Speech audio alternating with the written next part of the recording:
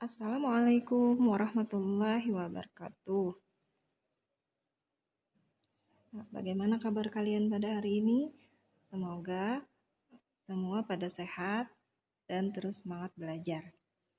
Alhamdulillah, kita hari ini bertemu kembali di pembelajaran prakarya dengan materi yaitu jenis dan karakteristik bahan lunak kelas 8.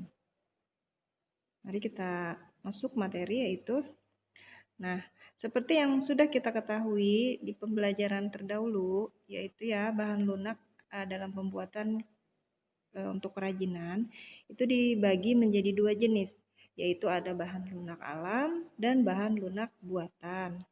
Nah, di sini bahan lunak alam itu ialah bahan lunak untuk kerajinan yang berasal dari alam, ya, dan cara pengolahannya pun juga secara alami. Nah, contohnya bahan lunak alam di sini yaitu ada tanah liat, kulit, getah nyatu, bubur tisu, dan floor clay, dan sebagainya. Ya. Nah, kita bahas dulu tanah liat ya. Tanah liat dia memiliki karakteristik warnanya itu beragam ya. Nah, setiap warna dia tergantung dari kandungan tanah tersebut. Ada yang berwarna coklat muda, ada yang tua, ada coklat keabu-abuan, serta coklat keputihan juga ada.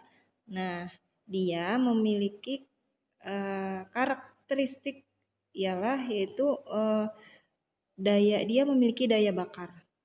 Nah, ya, campuran tanah liat ini adalah air dan pewarnaan tanah liat itu dapat dilakukan dengan glasir. Nah, ini contohnya tanah liat ya seperti gambar di samping. Nah, adapun dari bahan itu bisa kita bikin kerajinan seperti yang di bawah ini yaitu guci dari tanah liat ya. Nah, seperti ini. Ya, kemudian kita masuk ke kulit. Nah, kulit juga bisa digunakan sebagai bahan karya kerajinan. Nah, kulit yang biasa digunakan biasanya adalah kulit sapi, ya, kulit kerbau, kulit ular, dan kulit kambing. Nah, kulit di sini dia memiliki karakteristik dia tidak tahan air. Jika terkena air akan merusak struktur kulit. Nah, barang-barang yang dibuat dari kulit, nah ini contohnya. Coba bisa kita lihat dari gambar di samping itu adalah contoh kulit sapi ya. Nah, kemudian bahan karya kerajinannya bisa dibikin tas ya, tas dari kulit. Nah, itu dia memiliki nilai jual yang tinggi ya. Nah, karena prosesnya memang komplit, susah gitu ya, sulit. Nah, jadinya nilai jualnya tinggi kalau itu dia kulitnya dari kulit asli ya. Nah, dari kulit hewan. Nah, di bawah itu juga ada contoh bisa dibikin dompet tuh dari kulit ular ya. Nah, bisa seperti itu. Bisa juga dibikin tas, ya dibikin jaket ya, topi, ikat pinggang. Nah, drum juga. Drum itu untuk memukulnya itu kan ada dari kulit. Nah, itu juga bisa digunakan untuk kerajinan ya. Kemudian ada juga dari kerajinan wayang ya. Sepatu juga ada dari kulit. Nah, itu dia pasti memiliki nilai jual yang tinggi karena prosesnya juga susah ya. Kemudian yang ketiga itu ada getah nyatu. Apa sih yang dimaksud dengan getah nyatu? Getah nyatu itu berasal dari pohon kayu. Ya, pohon kayu nyatu namanya ya. Nah, dia itu merupakan tanaman khas dari Kalimantan Tengah ya. Nah, warnanya putih. Jika ingin dibentuk, getah harus dimasak terlebih dulu agar lunak dan elastis. Namun ya, jika dipanaskan akan melunak, tapi lama-kelamaan dia akan mengeras. Nah, disitulah kita bisa membentuk suatu kerajinan di situ ya. Nah, kemudian karya kerajinan yang dibuat dari getah nyatu yaitu perahu naga dan perahu burung tingang. Nah, ini contohnya. Seperti ini bisa dibikin kerajinannya ya. Kemudian yang keempat itu ada floor clay. Apa itu floor clay? Nah, floor clay itu berasal dari adonan tepung yang dihaluskan hingga kalis dan mudah dibentuk. Nah, ya. Nah, dan dicampur dengan air. Nah, kerajinan dari floor clay ini dapat dilakukan dengan pewarna makanan. Nah, ya, supaya dia berwarna-warni, tidak putih tepung gitu aja ya, makanya diberi pewarna. Nah, tapi di sini pewarna makanan yang aman ya. Nah, tapi kalaupun aman juga tidak boleh dimakan ya. Nah, gitu. Dan juga tidak tahan air karena jika terkena air akan mudah rusak. Nah, ini adalah contoh dari floor clay, dari tepung ya. Kemudian bisa dibentuk jadi kerajinan seperti yang ada di gambar di bawah ini ya kan. Nah, sebentuk boneka, ada bunga-bunga, ya buah-buah ini nah cantik-cantik. Kemudian kita masuk tadi kan bahan lunak alam. Nah, sekarang adalah bahan lunak buatan. Apa yang dimaksud dengan bahan lunak buatan?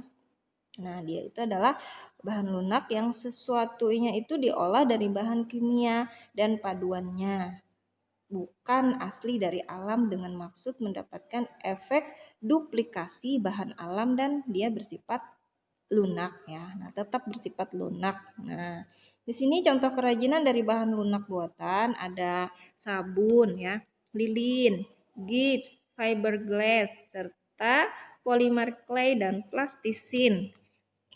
Nah, di gambar di samping itu adalah contoh kerajinannya ya, dari bahan lunak buatan. Bisa kita bahas lagi satu persatu, dimulai dengan sabun. Nah, sabun ya bisa digunakan adalah yang bisa digunakan itu adalah sabun batang. Nah, seperti contoh di gambar itu. Sabun batang ya, bukan sabun cair. Nah, dia memiliki karakteristik padat, licin, lunak sehingga mudah dibentuk. Nah, kita dapat menambah warna pada sabun dengan menggunakan cat akrilik namanya ya, biar mengkilatnya. Nah, biar lebih tiga dimensinya istilahnya itu kelihatan keluar warnanya itu. Nah, ini ya bisa kita bikin ini bentuk kura-kura, ada juga bentuk bunga ya, mawar, dan nih baju Barbie untuk anak perempuan ya. Ya, ini digunakan tekniknya itu adalah teknik ukir. Nah, teknik ukir tidak sembarangan orang bisa ya, karena di sini perlu keterampilan atau skill yang khusus ya, yang mumpuni, yang mempunyai nilai seni atau tangan yang memang terampil mengukir ornamen-ornamen yang lekuk-lekuk sulit-sulit gitu. Nah, jadi kita bisa mendapatkan hasil kerajinan yang juga hasilnya itu rapi ya. Nah, seperti bentuk aslinya tuh kayak baju gitu ya. Bagus ya. Nah, kemudian ada lilin. Lilin ya dalam perkembangannya, lilin juga dapat digunakan sebagai bahan pembuatan berbagai macam benda kerajinan ya. Sifatnya dari lilin ini dia mudah mencair dan membeku ya, sehingga mudah dibentuk dan dicetak ketika masih berupa cairan. Nah, ya, dia dicairkan dulu ya, baru dibekukan. Nah, sehingga mudah dibentuk dengan dicetak tadi ya. Nah, ini kayak contoh di samping ini seperti bunga. Contohnya bunga ya. Nah, ini adalah kerajinan dari lilin.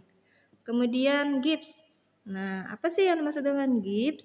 Nah, gips di sini merupakan bahan mineral yang tidak larut dengan air dalam waktu yang lama ya jika sudah menjadi padat.